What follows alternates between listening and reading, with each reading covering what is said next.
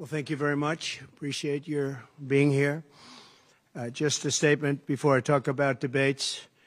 I think that our country is right now in the most dangerous position it's ever been in from an economic standpoint, from a safety standpoint. Both gangs on the street and, frankly, gangs outside of our country in the form of other countries that are, frankly, very powerful. They're very powerful countries, and we don't know what we're doing. We have leadership that has no clue how to handle them or how to handle any other situation. We have a lot of bad things coming up. You could end up in a depression of the 1929 variety, which would be a devastating thing. Took many years, took decades to recover from it.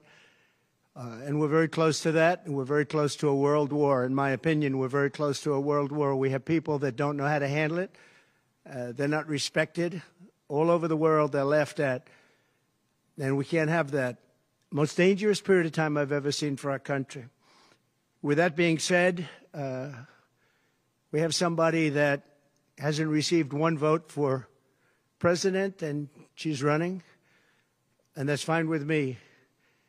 But we were given Joe Biden, and now we're given somebody else. And I think, frankly, I'd rather be running against the somebody else. But that was their choice. They decided to do that because Kamala's record is horrible. She's a radical left person at a level that nobody's seen. She picked a radical left man that is, he's got things done that he has positions that are just not, it's not even possible to believe that they exist. He's going for things that nobody's ever even heard of. Heavy into the transgender world, heavy into lots of different worlds having to do with safety. He doesn't want to have borders. He doesn't want to have walls. He doesn't want to have any form of safety for our country.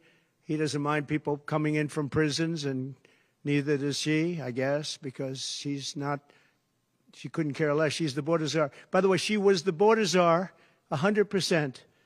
And all of a sudden, for the last few weeks, she's not the border czar anymore, like nobody ever said it. And I just hope that the media becomes more diligent, more honest, frankly, because if they're not going to be honest, it's going to be much tougher to bring our country back. We have a very, very sick country right now. You saw the other day with the stock market crashing. That was just the beginning. That was just the beginning. It's going to get worse. It's going to get a lot worse, in my opinion. And fortunately, we've had some very good polls over the last fairly short period of time. Rasmussen came out today. We're substantially leading, and others came out today that we're leading, and in some cases substantially. I guess MSNBC came out, or CNBC came out also with a poll that was, has us leading, and leading fairly big in swing states. In some polls, I'm leading very big in swing states because they want safety. People want safety. They want security. They want respect all around the world for our country. They don't want this horrible culture that is developing, a culture of no common sense. It's really a culture of no common sense, and it's not what anyone wants. We want to have a safe country. We want to have a strong military. We want low interest rates, and we want to be able to have the American dream. We want to be able to have our youth be able to buy homes, housing, get good jobs. And we're really just at the opposite right now. It's so sad to see. But as a border czar, she's been the worst border czar in history, in the world history. I think the number is 20 million, but whether it's 15 or 20, it's numbers that nobody's ever heard before. 20 million people came over the border during the Biden-Harris administration. 20 million people, and it could be very much higher than that. Nobody really knows what the number is. Nobody knows. Nobody has a clue. And the gotaways, they call them the gotaways. The gotaways are at numbers. Somebody was quizzing me on it the other day. No, I don't think so, sir. I don't think so. They have no idea what those numbers are, but they're much higher than you would think. Just like far more people were killed in the Ukraine-Russia war than you ever report. Just like the October 7th would have never happened. Russia would have never hit Ukraine had the election result been called differently. It was a very bad call, but Russia would not have attacked Ukraine. October 7th in Israel would have never happened. You wouldn't have inflation. A lot of great things would have happened, but now you have millions and millions of dead people. and you have people dying financially because they can't buy bacon, they can't buy food, they can't buy groceries, they can't do anything. And they're living horribly in our country right now. With all of that being said, I think it's very important to have debates. And we've agreed with Fox on a date of September 4th. We've agreed with NBC, fairly full agreement, subject to them, on September 10th. And we've agreed with ABC on September 25th. So we have those three dates, and those networks, they're very anxiously awaiting that date and those dates. So we have September 4th, September 10th, and September 25th. We have spoken to the heads of the network, and it's all been confirmed, other than some fairly minor details. Audience, some location, which city would we put it into, but all things that will be settled very easily, I think it'll be very easy. The other side has to agree to the terms. They may or may not agree. I don't know if they're going to agree. She hasn't done an interview. She can't do an interview. She's barely competent, and she can't do an interview. But I look forward to the debates because I think we have to set the record straight. Why is it that millions of people were allowed to come into our country from prisons, from jails, from mental institutions, insane asylums, even insane asylums? It's a mental institution on steroids. That's what it is. When you see the people that are coming into these are institutions that are being emptied out, not in South America, all over the world, including South America, all over the world. Prisons are being emptied out into our country because we have a president that's the worst president in the history of our country. We have a vice president who is the least admired, least respected, and the worst vice president in the history of our country. The most unpopular vice president, and because of political reasons or because of being politically correct, even though she never received a vote. Don't forget, she was the first one defeated, as I remember it, because I watched it very closely, but she was the first one. She never made it to Iowa, the first state. She never made it to Iowa. She was the first one that was defeated. She was the nastiest to him. She was nasty with calling him a racist and the school bus and all of the different things. She was very nasty to Biden. And shockingly, he appointed her, asked her to serve as vice president. Well, I don't know if he's happy about that decision right now. This was taken away. The presidency was taken away from Joe Biden. And I'm no Biden fan, but I'll tell you what, from a constitutional standpoint, from any standpoint you look at, they took the presidency away. And people were saying he lost after the debate. He couldn't win. Well, I don't know that that's true necessarily. But whether he could win or he couldn't win, he had the right to run. And they took it away. They said they're going to use the 25th Amendment. They're going to hit you hard. Either we can do it the nice. I know exactly, because I know a lot of people on the other side, believe it or not. And they said, we'll do it the nice way, or we'll do it the hard way. And he said, all right. So that, I mean, they've really taken, what they've done is pretty incredible. And now I'm running against somebody else, and we're leading. We're leading. So I'm not complaining. I'm saying for a country with a constitution that we cherish this constitution. To have done it this way is pretty severe, pretty horrible. You would have thought they would have gone out to a vote. They would have had a primary system. They would have done something. But to just take it away from him like he was a child. And he's a very angry man right now, I can tell you that. He's not happy with Obama, and he's not happy with Nancy Pelosi, crazy Nancy. She is crazy, too. She's not happy with any of the people that told him that you've got to leave. He's very unhappy, very angry. And I think he also blames her. He's trying to put up a good face. But it's a very bad thing in terms of a country when you do that. I'm not a fan of his, as you probably have noticed. And he had a rough debate. But that doesn't mean that you just take it away like that. Or you go out to a vote. You do something. He had 14 million votes. She had no votes. She got no votes. And I think she's crashing. I think when people find out, and I think people are starting to find out what a bad job she did, what a bad job she did on the border. She's trying to say she had nothing to do with the border. She had everything. She was appointed to head the border. And then they said borders are, oh, she loved that name. She loved that name. But she never went there. She went to a location once along the border, but that was a location that you would love to go and have dinner with your husband or whoever.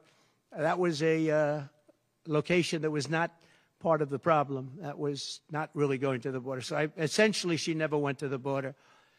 And if you listen to Tom Holman, if you listen to the great border people, Brandon Judd from Border Patrol, if you listen to Paul, I mean, so many different people. I speak to them all the time. And I did when I was president. We had the best border in the history of our country. Now we have the worst border in the history of the world. Millions of people coming in, and our country cannot sustain it. Our country is going down because of this, because of incompetent people. So I just look forward to these debates. I think it's very important that we have them. I hope she agrees to them, September 4th, September 10th, September 25th. And I think they'll be very revealing. I think they'll be very revealing. Do you have any questions, please?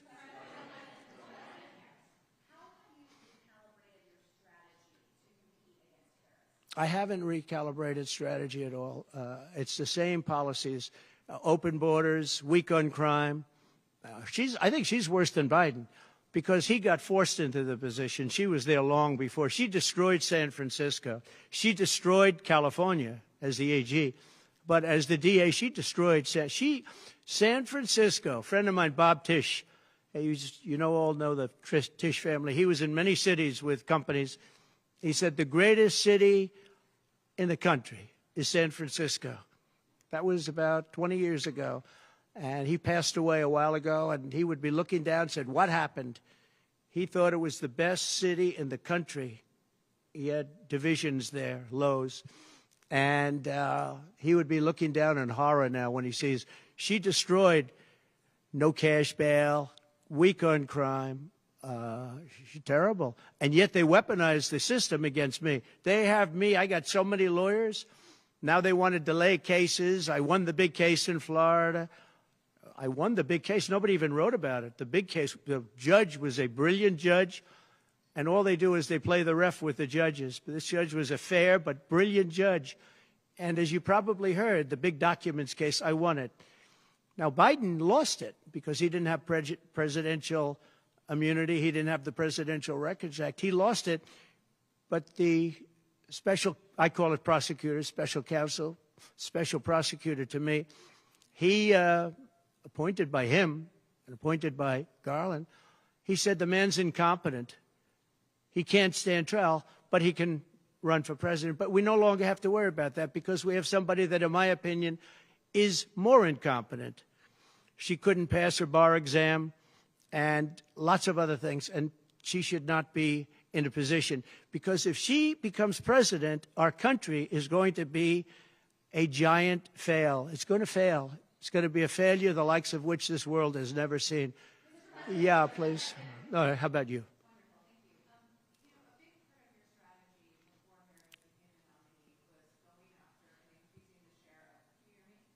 You have to speak louder. Okay, a big part of the strategy for your campaign before Harris became the nominee was appealing to black voters. Yeah. You were really going after. In polls, you really see Harris gaining ground with that group. And I'm wondering how you are going to go after black voters now that she's the nominee and really winning them over. Well, it changes around a little bit. I'm getting other voters. Perhaps, I was doing very well with black voters, and I still am. I seem to be doing very well with black males. This is according to polls, as you know. It's possible that I won't do as well with black women, but I do seem to be doing very well with other segments, extremely well with Hispanic. Jewish voters way up. White males way up. White males have gone through the roof. White males way up. Now, I don't know. All we're doing is giving you the stats that you have. It could be that I'll be affected somewhat with black females, where we're doing pretty well. And I think ultimately they'll like me better because I'm going to give them security, safety, and jobs. I'm going to give them a good economy. We have a very bad economy right now. We could literally be on the throes of a depression, not recession, a depression. And they can't have that. They can't have that. So I think I'm going to do well with everybody, especially when the facts are out. Yeah, please, in the back.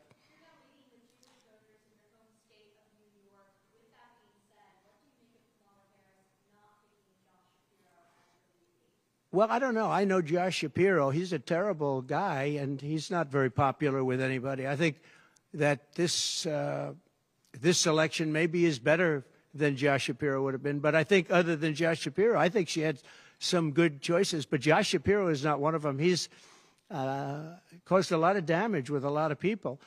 And I don't think he would have been better. I think he would have been maybe the equivalent, maybe not as good. But they had some people that they were looking at that were good, far superior to her. They actually had a story where they had everybody, including, they had like 10 people that she was looking at and her.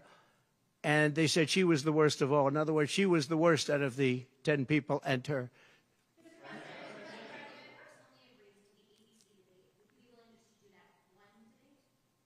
I don't know how that's going to work out. We'd like to do 3 debates. We think we should do 3 debates. We think Fox and ABC. And we also have CBS is going to do the vice presidential debate. So CBS will do vice presidential. And I have to tell you, J.D. Vance has really stepped up. He's doing a fantastic job.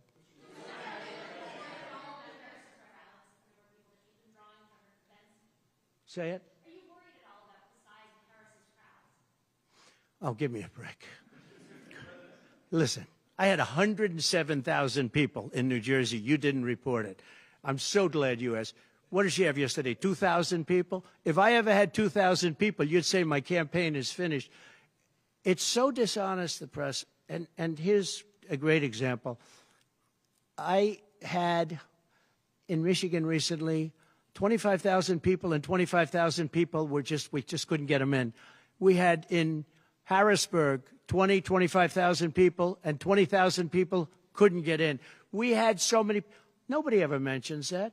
When she gets 1,500 people, and I saw it yesterday on ABC, which they said, oh, the crowd was so big. I have 10 times, 20 times, 30 times the crowd size. And no, they never say the crowd was big. That's why I'm always saying turn around the cameras. I'm so glad you asked that. I think it's so terrible when you say, well, she has 1,500 people, 1,000 people, and they talk about, oh, the enthusiasm. Let me tell you, we have the enthusiasm. The Republican Party, and me as a candidate, but the Republican Party has the enthusiasm because people want to see crime stopped. They want to see a country that's respected. Think of it. If I were president, you wouldn't have Russia and Ukraine, where it never happened. 0 chance. You wouldn't have had October 7th of Israel. You wouldn't have the horrible withdrawal. And I don't mean the withdrawal because the withdrawal was fine. I was ready to withdraw from Afghanistan, and we were going to do it with dignity and strength. And we were keeping our equipment. We weren't leaving $85 billion worth of equipment behind. And we wouldn't have had 13 great soldiers. I know the families of those soldiers well. We wouldn't have had these soldiers killed. And we wouldn't have had 45 soldiers obliterated. No legs, no arms, the face. None of that would have happened. And you wouldn't have had inflation. You wouldn't have had any inflation because inflation was caused by their bad energy problems. Now they've gone back to the Trump thing because they need the votes. I don't know if you know, they're drilling now because they had to go back because gasoline was going up to $7, $8, $9 a barrel. So they said, we better do what Trump. But the day after the election, if they won, you're going to have fuel prices go through the roof. Everybody's going to be forced to buy an electric car, which they're not going to do because they don't want that. It's got a great market. It's got a market. It's really a sub-market. People want gasoline-propelled cars. They want hybrids. They want to have everything, and they want electric. But they want everybody to have an electric car. We don't have enough electricity. We couldn't make enough electricity for that. And you know what else? The weight of a car, the weight of a truck. They want all trucks to be electric. Little things that a lot of people don't talk about. The weight of a truck is 2.5 times, 2.5 times heavier. You would have to rebuild every bridge in this country if you were going to do this ridiculous policy. So, but on crowd size, in history, for any country, nobody's had crowds like I have, and you know that. And when she gets 1,000 people and everybody starts jumping, you know that if I had 1,000 people would say, that's the end of his campaign. I have hundreds of thousands of people. In South Carolina, I had 88,000 people. In Alabama, I had 68,000 people. Nobody says about crowd size with me. But she has 1,000 people or 1,500 people, and they say, oh, the enthusiasm's back. No, no. The enthusiasm is with me and the Republican Party because they want to stop crime. They want to stop people from pouring into our country from places unknown and from countries unknown, from countries that nobody ever heard of. That's where the enthusiasm is.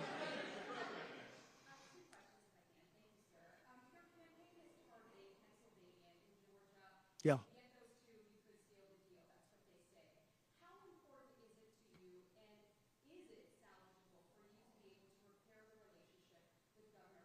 I don't know. I don't know if I can or not. I got him elected. Without me, he wouldn't be governor. I got him elected.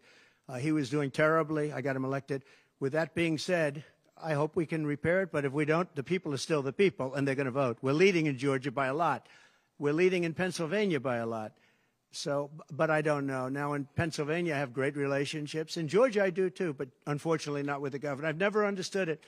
When you get somebody elected, they're supposed to like you. He's not exactly, for some reason, and you'll have to ask him about that. Yeah, I'd love to see it get repaired. I think that if we don't win Georgia, Georgia is a big win, is a big state. So I won Alabama by a record. Nobody's ever gotten that many votes. I won South Carolina by a record. You don't win Alabama and South Carolina by records and lose Georgia. It doesn't happen. And the people of Georgia understand that. There was tremendous anxiety and problems in Georgia. A lot of people say, what happened? And we have to, all we want is honest elections. If we have honest elections in Georgia, we have honest elections in Pennsylvania, we're going to win them by a lot.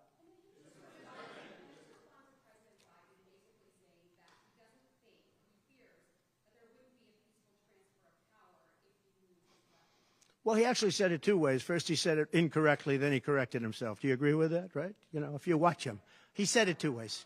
No. I mean, he said it two ways because he doesn't really know what he said. Why didn't he bring it up at the debate? You know, he had a chance for 90 minutes to bring it up at the debate. He could have talked about that at the debate, and he didn't do it. Everyone said, oh, he said this and he said that. He's just, you know, they give him something to read off. He read it very badly because he actually said it the opposite. Then he had to go back and correct himself. He said the opposite. He should have brought this up at the debate. If he had a problem, of course there'll be a peaceful transfer. And there was last time, and there'll be a peaceful transfer. I just hope we're going to have honest elections. That's all. Okay?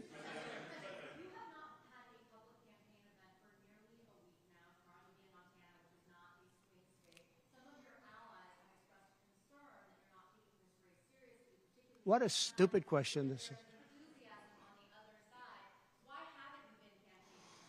Because I'm leading by a lot and because I'm letting their convention go through, and I am campaigning a lot. I'm doing tremendous amounts of taping here. We have commercials that are at a level I don't think that anybody's ever done before. Plus, in certain cases, I see many of you in the room where I'm speaking to you on phones, I'm speaking to radio, I'm speaking to television. Television's coming over here. Excuse me, what are we doing right now? She's not doing any news conference. You know why she's not doing it? Because she can't do a news conference. She doesn't know how to do a news conference. She's not smart enough to do a news conference. And I'm sorry, we need smart people to lead this country because our country's never been in this danger before, both economically and from an outside perspective. Russia doesn't respect us anymore. China doesn't respect us anymore. North Korea, Kim Jong-un, liked me a lot. He doesn't like this group. We are in great danger. We're in great danger of being in World War III. That could happen. No, after their convention, yeah. And I'm going out. Actually, I'm going out to certain places to help certain senators get elected. Not even for me. I'm trying to help when I go out to Wyoming or when I go out to Montana, or I'm going to different places to help people. And I don't have to go there because I'm leading those states, as you know, by 35, 40, 50 points. I'm leading by record numbers.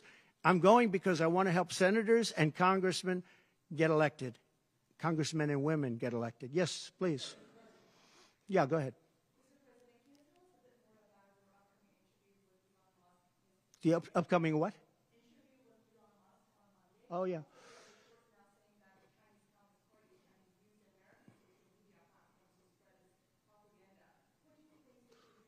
Yeah, the Elon Musk. So, yeah, sure. So Elon called me.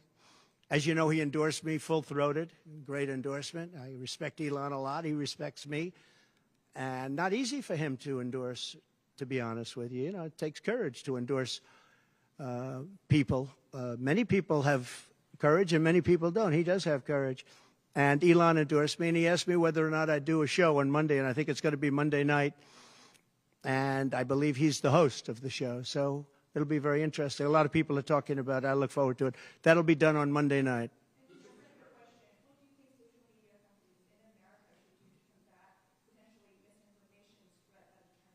Well, you have a lot of misinformation spread about China, and you have a lot of misinformation spread about a lot of different places. I think I'm going to get along great with China. President Xi of China and I were very good friends. We met right here, right in that, except we had a beautiful sofa there, as opposed to what we have right now. Right now we have you. But President Xi and I had a very good relationship until COVID. And I held him responsible for COVID. It broke up our relationship. But I think we're going to have a great relationship. And I think it's going to be mutually beneficial. But we cannot have it where China is taking advantage of the United States. And that's what they were doing, as you very well know. Yes, please.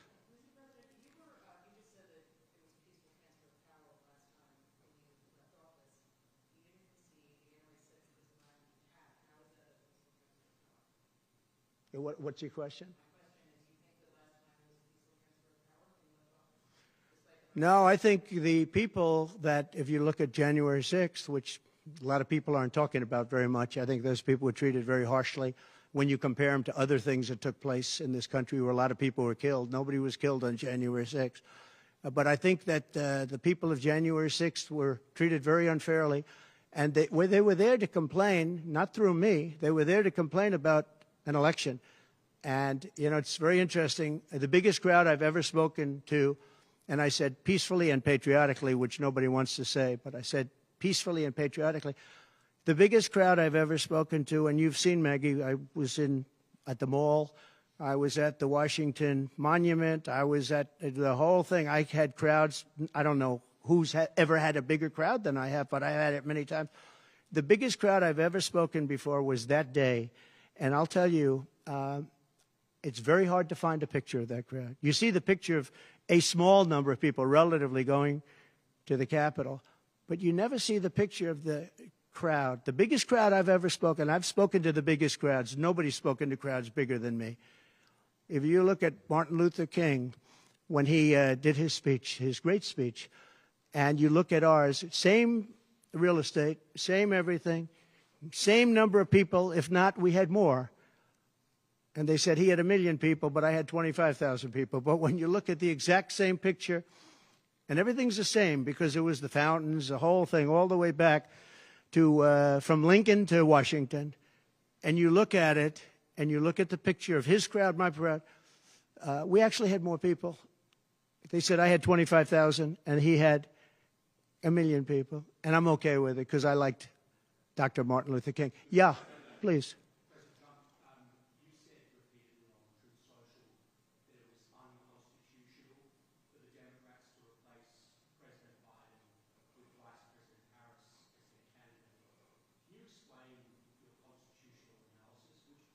Yeah, sure. We have a Constitution. It's a very important document, and we live by it. She has no votes, and I'm very happy to run against her. I'm not complaining from that standpoint. And I hate to be defending him, but he did not want to leave. He wanted to see if he could win. They said, you're not going to win. After the debate, they said, you're not going to win. You can't win. You're out. And at first they said it nicely, and he wasn't leaving. And then you know it better than anybody.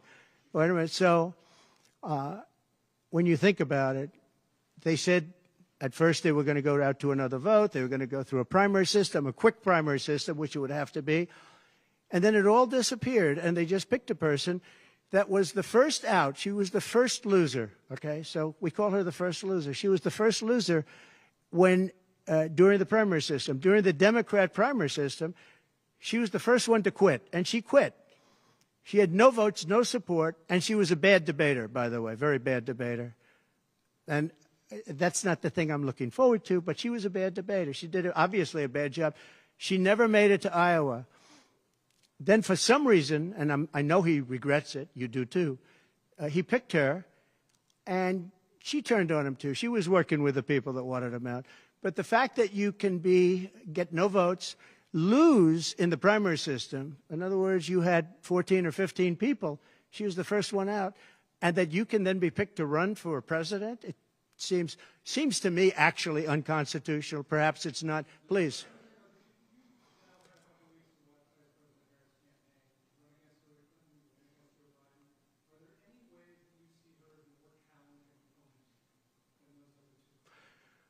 So I've run against Hillary, and I've run against various other people. I would say that in terms of intelligence, Hillary was far superior. I would say that. Hillary was smart. She was her own worst enemy in many ways, but she was smart, very smart. Okay? If you ask me to compare them. Please.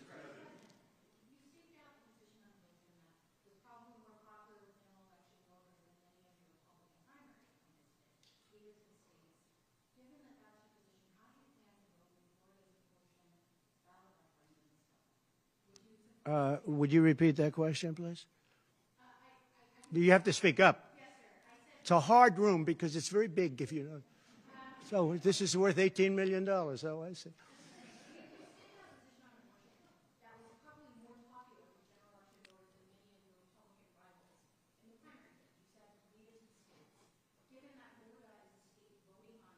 Yeah. So I think the abortion issue has been very much tempered down, and I've answered, I think, very well in the debate, and it seems to be much less of an issue, especially for those where they have the exceptions, as you know. And I think it's when I look for 52 years, they wanted to bring abortion back to the states. They wanted to get rid of Roe v. Wade, and that's Democrats, Republicans, and independents, and everybody, liberals, conservatives, everybody wanted it back in the states, and I did that. Now the states are voting. And frankly, some of the votes are much more, if you could say, liberal than you would think. Ohio turned out to be, they had a big vote, and it turned out to be a much more liberal standing than people would have thought. Kansas, the same thing. And then you have Texas, and you have other places where it may be different. But the issue has been brought back to the states now. And like Ronald Reagan, I believe in the exceptions for rape, incest, and life of the mother. I believe strongly. I think that that's a very important thing. I think when you have to follow your heart. But when you don't believe in the exceptions, I think it's much tougher. It's a much tougher issue. But about 82% of Republicans do believe in exceptions. I think and a lot of them are changing their mind and coming even further. I think that abortion has become much less of an issue. It's a very small, I think it's actually going to be a very small issue. What I've done is I've done what every Democrat and every Republican wanted to have done, and we brought that issue back to the states. And now the states are voting on it. And frankly, some of the votes are a lot different than people would have thought. But it's the vote of the people is taking care of it. And, you know, when you think about the Democrats are really the radical ones in this because they're allowed to do abortion on the 8th and 9th month and even after birth. If you look at your new governor from Minnesota, he's like the governor previous, the former governor. I don't want to get him mixed up because Glenn is doing a good job and he's leading our whole campaign in Virginia, Glenn Youngkin. But previous to Glenn, the governor, he said the baby will be born. We will put the baby aside and we will decide with the mother what we're going to do. In other words, whether or not we're going to kill the baby. The Minnesota gentleman, this guy agrees with that. He is the most liberal. Look, between her and him, there's never been anything like this. There's never been a combination. So I'll use the word progressive. You know, they want to go progressive. They don't like the word liberal. I like liberal better. I think it's more appropriate because nobody knows what progressive means. But they now like to use the word progressive. But there's certainly never been anybody so liberal like these two, or even close. I think the abortion issue has been taken down many notches. I don't think it's a big factor anymore, really. And when people hear what I said in the debate, and I think I said it very well during the debate, we brought it back to the states. Everybody wanted it in the states. And very importantly, and you think about this, assuming you have exceptions. If you don't have exceptions, it's a more difficult thing. At the same time, There are people that strongly feel that way, and you have to follow your heart, and you should follow your heart. But that issue is very much subdued. Yeah, thank you. About who? Yes.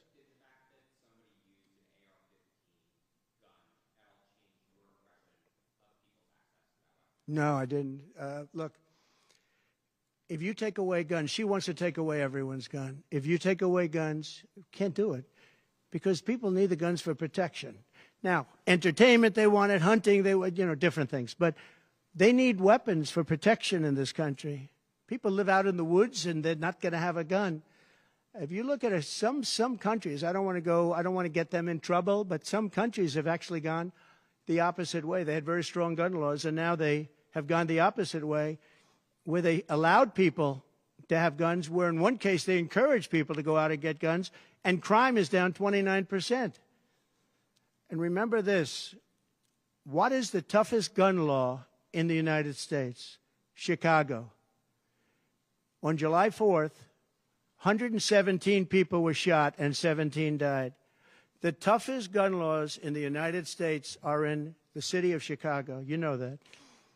They had 117 people shot. Afghanistan does not have that. Afghanistan, by the way, was the lowest point in the history of our country, in my opinion. That was the worst embarrassment to the history of this country, and I say Putin would not have gone into Ukraine if that didn't happen. When he saw the incompetence of Milley and all these guys that are incompetent, when he saw that happen, when they took out the soldiers first, they took out the soldiers first. If you go back and check your records, for 18 months, I had a talk with Abdul. Abdul was the leader of the Taliban, still is. But I had a strong talk with him. For 18 months, not one American soldier was shot at or killed, but not even shot at.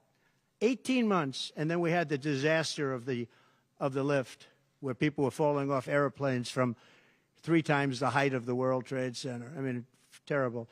But now our country has to be respected again. Please. Go ahead, please.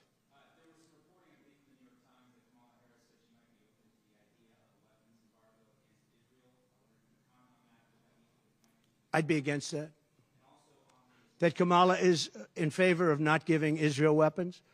Yeah. That's what I hear. Look, she's been very, very bad to Israel, and she's been very bad to Jewish people. And I say it, if anybody I know is Jewish and they would vote for Kamala over me, they should have their head examined. If you think about it, I gave them Golan Heights. I gave them the capital of Israel, Jerusalem. I even built the embassy. I gave them no Iran deal. The problem is they didn't do anything with it. Iran was broke. We could have made a deal so easily. I would have had a deal done within 1 week after the election with Iran. Iran can't have a nuclear weapon. It's very simple. We would have gotten along with Iran.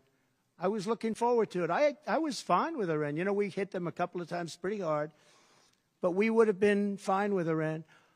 But I terminated that deal. I got them the Abraham Accords. Everyone said that's impossible. I got them the Abraham Accords. She's been very, very bad to Israel, and she's been very bad and disrespectful to Jewish people. And any Jewish person that votes for Kamala and her new friend, who I don't know if she knew him before, but I don't think he's too good. But anybody that votes for them, if you're Jewish or if you love Israel, you have to have your head examined. Go ahead, please.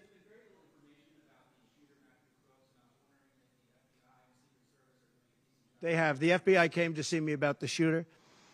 I think they've done a very good job. And I think they did a very good job with respect to this other lunatic that they have in custody. Please.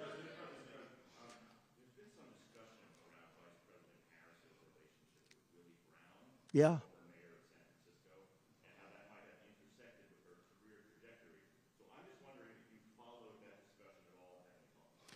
Well, I know Willie Brown very well. In fact, I went down in a helicopter with him. We thought maybe this is the end. We were in a helicopter going to a certain location together, and there was an emergency landing. This was not a pleasant landing, and Willie was he was a little concerned. So I know him pretty well. I mean, I haven't seen him in years. But he told me terrible things about her.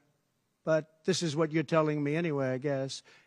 But he had a big part in what happened with Kamala. But he I don't know, maybe he's changed his tune, but he was not a fan of hers very much at that point.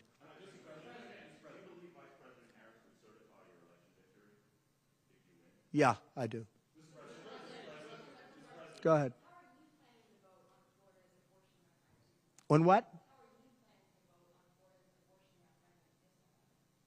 Well, I'm going to announce that. I'm going to actually have a press conference on that at some point in the near future, so I don't want to tell you now. But Florida does have a vote coming up on that, and I think probably the vote will go in a little more liberal way than people thought. But I'll be announcing that at the appropriate time. Please. Your tax cuts from your administration will be coming up, fairly soon and potentially expiring. I wanted to ask you specifically about the tax code favoring parents versus people who don't have children. There are a number of tax breaks. Yeah. Oh, we gave tremendous for child care and all of that. No, our tax cuts, which are the biggest in history, our tax cuts are coming due, as you know, very soon. And if the Democrats don't renew them or make it impossible to renew because it's pretty close in terms of vote, if they don't renew them, it's the equivalent of having a 4 times tax increase from what you have right now, and it'll destroy the economy.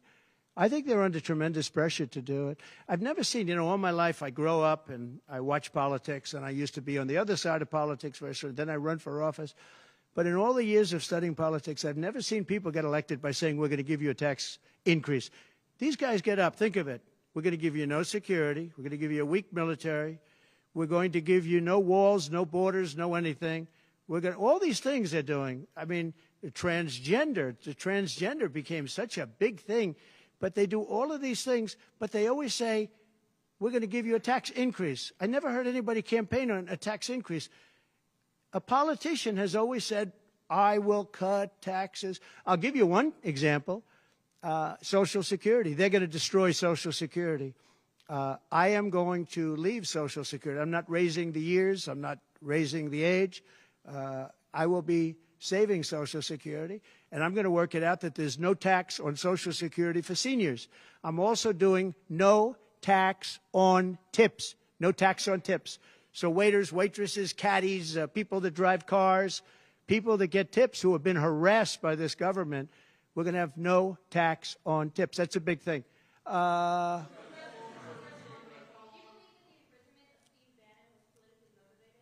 Yeah, oh, absolutely, sure.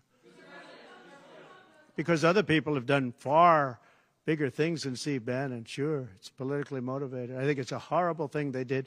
Look, they've weaponized government against me. Look at the Florida case. It was a totally weaponized case. All of these cases, by the way, the New York cases are totally controlled out of the Department of Justice. They sent their top person to the various places. They went to the AG's office, got that one going. Then he went to the DA's office, got that one going, ran through it. No, this is all politics, and it's a disgrace. Never happened in this country. It's very common that it happens, but not in our country. It happens in banana republics and third world countries, and that's what we're becoming. We have no borders. We have bad voting regulations. Anytime you have mail-in ballots, you're going to have problems. France learned that lesson. France had all mail-in voting, and they went back to paper ballots, voter identification, voter ID. They went back to a normal system, one-day voting. They don't want to be around, voting for 64 days. And look, the election, I keep talking about November 5th, but the election really starts on September 6th. That's when it starts because it's early voting. We should have one-day voting.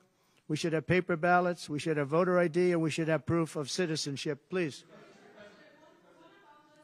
No, the gentleman in the back. For who? You're going to have to talk louder, sir. Do you support continuation of tax credits for EVs? And secondly, what sort of political or policy advice does Elon Musk give? Elon is a very different kind of a guy.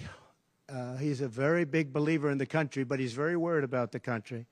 He's very worried about the country. And I don't know if it's good for him politically to have supported me, although I think we have a vast majority of this country does support me. But Elon, more than almost anybody I know, I mean, he loves this country. He loves the concept of the country. But like me, he says this country is in big trouble. It's in tremendous danger. Okay, please. Polls suggest overwhelmingly that Americans trust you more than Kamala Harris to fix the U.S. economy. I like this guy. I like him. What message do you have to Americans, sir, who are struggling to pay for every Yeah. groceries, rent? The polls have suggested. There are some polls that say we're going to win in a landslide. People are voting with their stomachs, meaning they're going to the grocery store. They're paying 50, 60, 70% more for food than they did just a couple of years ago. Look at what's happened to energy. Look at what's happened not only to their cars, where gasoline's gone from $1.87, and we had moments when it was below that, but it's gone from $1.87 to $5, $6, and $7.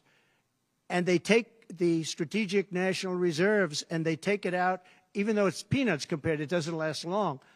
But they're virtually empty now. We've never had it this low. And he's using that to keep the gasoline prices as low as possible. He's sucked all of the oil out, essentially the gasoline, to keep the price down a little bit, and it's had very little impact. But you know what? We have no strategic national reserves now. He's emptied it. It's almost empty. It's never been this low. And I had it at a good level, and I would have had it more if the Democrats would have approved the deal. You know, I had a deal to buy it at $22 a barrel, and now it's going to be close to 100 pretty soon, my opinion. And the Democrats didn't want to do that, but we bought a lot anyway. And we had it pretty good. And what they've done to the national reserves, the strategic national reserves, is, as you know very well, because you cover it, but what they've done is incredible. They've just, for the sake of getting some votes, for the sake of having gasoline, you know, that's meant for wars. It's meant for, like, tragedy. It's not meant to keep a gasoline price down so that somebody can vote for Biden, or in this case, Kamala, who, by the way, is worse than Biden. And she's actually not as smart. Okay? She's actually not as smart. That's hard to believe, isn't it? Yeah, please. Okay. There are other things the federal government could do, not just a ban. Would you direct your FDA, for example, to revoke access to the press? That's one of the things. Sure, you could do things that would supplement, absolutely. And those things are pretty open and humane. But you have to be able to have a vote, and all I want to do is give everybody a vote. And the votes are taking place right now as we speak. Yeah, but it's there are many things on a humane basis that you can do outside of that, but you also have to give a vote, and the people are going to have to decide. Okay, yes, please. You. On what? No, I think she's actually not as smart as he is. I don't think he's very smart either, by the way. I'm not a big fan of his brain. But I think that she's actually not as smart as he is. What do you attribute her rising in the polls as becoming a more competitive race since she's taken over? Well, she's a woman. She represents certain groups of people.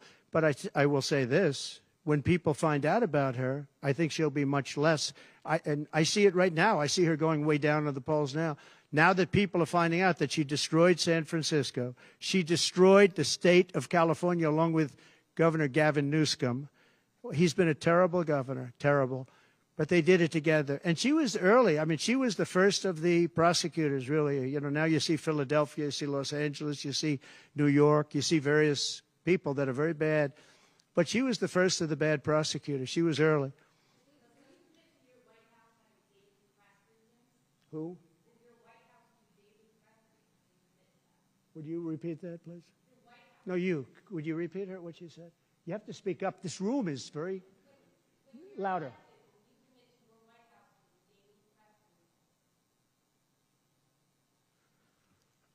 Do you hear her? A daily press briefing? Why would I do that? I would give you all the press briefings you want. Look what I'm doing here. But why would I do a daily press? You'd get tired of me very fast. No, but I will give you total access, and you'll have a lot of press briefings, and you'll have from me. Now, are you talking about from me or from a press secretary? Well, yeah, probably they'll do something. If it's not daily, it's going to be a lot. You'll have more than you want. Yeah, please. President Biden vowed not to pardon his son Hunter, who is now a convicted felon and faces more felony charges in his upcoming trial for alleged tax evasion. Would you consider granting clemency or a pardon? I don't think it's appropriate for me to talk about it. I think it's a tragic story. You want to know the truth. And I felt that with Hillary Clinton, too. You know, with Hillary Clinton, I could have done things to her that would have made your head spin. I thought it was a very bad thing. Take the wife of a president of the United States and put her in jail. And then I see the way they treat me. That's the way it goes. But I was very protective of her. Nobody would understand that, but I was. I think my people understand it. They used to say, lock her up, and I'd say, just relax, please. We won the election.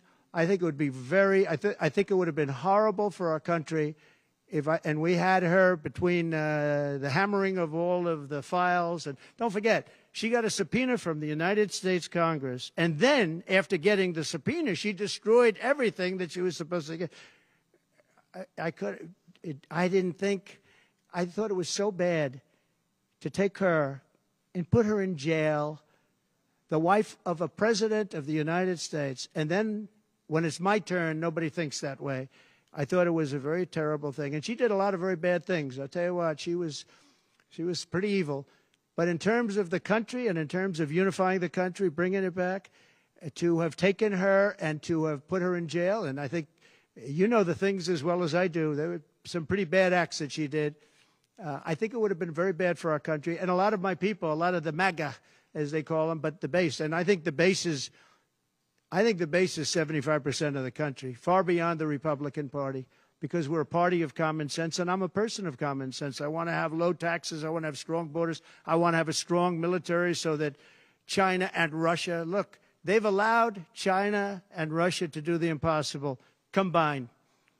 They're natural enemies. They always have been, because China needs more land and Russia has it. They've always been natural enemies, and because of Obama, it started with him, and then Biden, because he didn't know what the hell he was doing, they've now become one force. And then now they're adding Iran to it, and they're adding North Korea to it. Pretty powerful force. This is something that is unthinkable that they allowed to happen.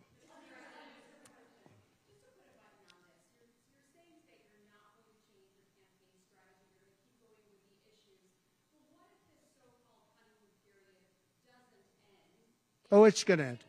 The honeymoon period's going to end. Look, she's got a little period. She's got a convention coming up.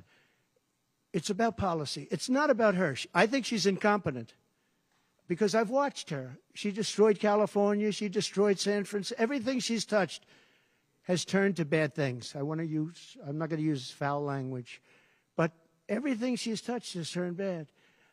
She's incompetent.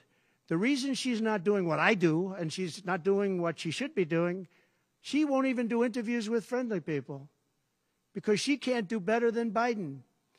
Now, he had a reason for not doing well, and he was never, 25 years ago, the sharpest or brightest bulb in the ceiling. That I can tell you, okay? He wasn't. But he could do interviews at least. Not lately, he couldn't, perhaps. But she should be doing interviews. She doesn't want to do interviews. And the reason she doesn't is, number one, her policies are so bad. Just to answer your question, I think that it's not going to change because it's really ultimately not about her as much as about her policies. She wants open borders. She wants to defund the police. She wants to defund the police. She wants to take away your guns. Anybody that thinks they're not going to come after your guns, you know, when I was president, I totally protected the guns. And I think it's very important. And I know I take some heat sometimes for it, but you have to have safety. You have to have, when the bad guy walks in with a gun, you got to have some way of protecting yourself. And boy, that would be, you would see crime go up at levels that you've never seen. When people say on this side of the house, this house has guns, we will use the guns, they say, let's pass. We'll go someplace else. You have to have them. And for 4 years, and, you know, as you know, the NRA endorsed me very powerfully every time I ran, every time. My sons are members, and I guess indirectly I'm a member too. But they gave me the strongest of endorsements, and that's against very strong competition, people that, you know, felt the same way. No, you have to have that right. Our Second Amendment is a very important right, and it has to be protected. Okay, how about you? Go ahead. Yeah. So there are some of the most brilliant people on Wall Street that are saying that if President Trump doesn't win, you're going to have a depression. I happen to agree. I think that's true. Because I know how bad these people are. You know, they like to say that they did this and that. You saw the $7 trillion that they said it was me for $7 trillion. It wasn't me. It was them. They said that I had inflation. They took over 9% inflation. No, I had 1% inflation. I had actually no inflation because if you look at the categories, we had just about no inflation. But I had a very minor, I actually had a positive inflation. It was a perfect number because you don't want zero. I mean, I'm not going to give you a whole course on economics, but you don't want zero. 1%, 1.4% is great. You want a little bit because you don't want to have deflation. Deflation is, in many ways, even worse. I had a perfect number right around the 1% number. It was perfect. And to show you, it stayed there for 2 years. And then he did all of the different borrowings that he did.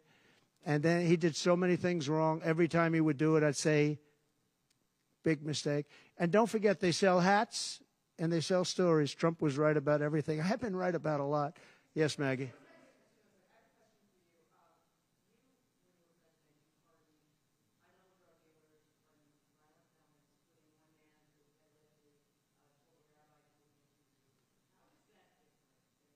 Well, we had a commission like other people do, and it's always complicated and it's always controversial. And we had commissions that, and I think of respected people, you know many of the people on the commission, and they would recommend to me certain pardons for certain people. Some people were treated very harshly. A fantastic woman, as you know, she served 24 years for being on a phone call having to do with drugs. You know who I'm talking about. She was great. And she had another 24 years to go. And it was largely about marijuana, which in many cases is now legalized, okay? But we had many very highly regarded people on a commission, and they'd recommend, and they'd put a reason why. Some people were, served time, but they served a lot of time for something that today people wouldn't even serve time by. Well, for the most part, I think they did. I mean, they did. They go through. They went through. I had a commission. It was a very important commission to me, and highly respected people. And frankly, they came up with some decisions that I wouldn't necessarily agree with, but I did it. But I let a lot of people out that had no representation. I went to people in jails, in prison that we respected. I said, how many of these people should be let out? We let out large groups of low-income people that were serving like 40 years for something that today you wouldn't even be put in jail for. We had very few people let out because I said I really don't want to let people out where they had a lot of violence, where they had killing, et cetera, et cetera. And for the most part, we didn't do that. Yeah, please.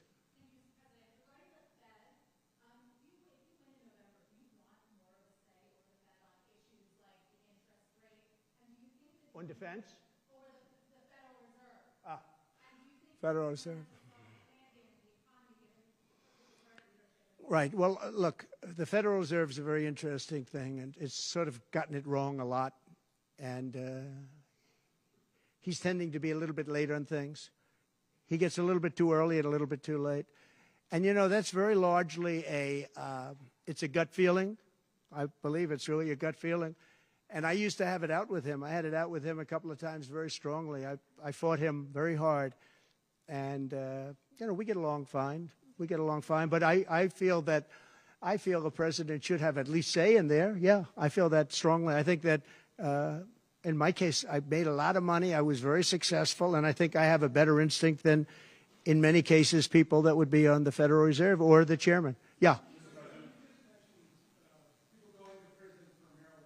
Yeah. Harris supports rescheduling marijuana and also says that no one should go to prison for marijuana offense. Do you agree with those positions? Well, as we legalize it, I start to agree a lot more because, it's being illegalized all over the country. Florida has something coming up. I'll be making a statement about that fairly soon. But as we legalize it throughout the country, whether that's a good thing or a bad thing, it's awfully hard to have people all over the jails that are in jail right now for something that's legal. So I think obviously there's a lot of sentiment to doing that. Yeah, please. Kamala Harris's father is Jamaican American, and she went to a historically black college. How is she only recently deciding to be black? Well, you'll have to ask her that question because she's the one that said it. I didn't say it. So you'll have to ask her, and I very much appreciate that question, but you'll have to ask her. But I've known her for a long time. I actually contributed to her campaign a long time ago because I was a developer. I contributed to lots of campaigns of Democrats, Republicans, and some were liberal and some were conservative. But you'll have to ask her about that. But to me, it doesn't matter. But to her, from her standpoint, I think it's very disrespectful to both, really. Whether it's Indian or black, I think it's very disrespectful to both. To me, it doesn't matter. Please, red dress, red dress. One of the assassinations, is your ear fully recovered? Is there a scar? Do you have any Yeah, damage? pretty much recovered. Yeah, I'm a fast healer. It's a hell of a shot, but I'm a fast healer. Yeah, pretty much recovered. Do you have any hearing damage from it? No, it didn't hit that. I got very lucky. It just hit the lobe, as they call it. Is there a scar on your ear? Yeah, a little bit, not much. On top, a little bit. An immigration question. You've been running on the idea of mass deportation, which is the biggest in American history, basically. Yeah. When Senator Vance has been asked about that, he sort of suggested that really you only need to go after people who've been convicted of crime. Well, we're starting that. Yeah. What are you really talking about here? How will you pay for it? We are going to start the largest mass deportation in the history of our country because we have no choice. It's not sustainable. And we are going to start with violent criminals, and we're going to start then with criminals. And our local police is going to work with us because they know everything about the people. They know their names. They know everything about them. They know their middle name. They know their numbers. And as you know, the other side is trying. You know, look, for years I wondered, why are they allowing these people to come in at levels like this? It was incredible. And I said two reasons. They're either really stupid, and I don't believe they're stupid, because anybody that can cheat on elections like they cheat is not stupid. Or, in the alternative, they have bad motives or they hate our country. And I used to think they hate our country. But lately I've seen where they're trying to sign these people up to vote. And they have to stop. They cannot let illegal immigrants vote in this upcoming election. All right, one more question. Go ahead, one more. Make it a good one, please. Regarding Social Security taxes for seniors, Right. we talked about a lot. Experts say that the policy could increase the deficit by $1.6 billion. So how would it work for you? We have so many ways of making money in this country. We're not going to affect our Social Security. We're not changing it. And I proved that over 4 years. And we're going to do it. It's very unfair to people. They spend their life and they're great citizens and they pay in.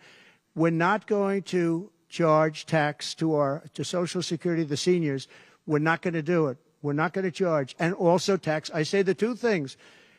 We're going to have no tax on seniors, Social Security, and we're going to have no tax on tips. Very simple. And we are a country that has so many different ways to make money. We have under our feet more liquid gold, I call it oil and gas, than any country in the world, much more than Saudi Arabia, much more than Russia. We have so many different ways we can make money. We're not going to hurt our seniors with Social Security, and we're not going to charge them tax. Okay?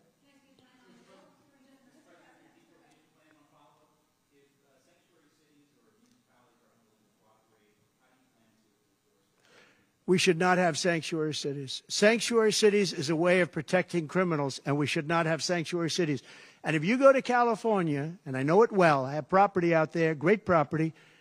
If you go to California and you ask the people of California, do they like the idea of sanctuary cities? They don't like it. They're tired of it. They're tired of crime. They're tired of what's happened to our country. Our country's become a crime-ridden mess, and we're going to stop it on November 5th. Thank you very much, everybody. Thank you. Thank you.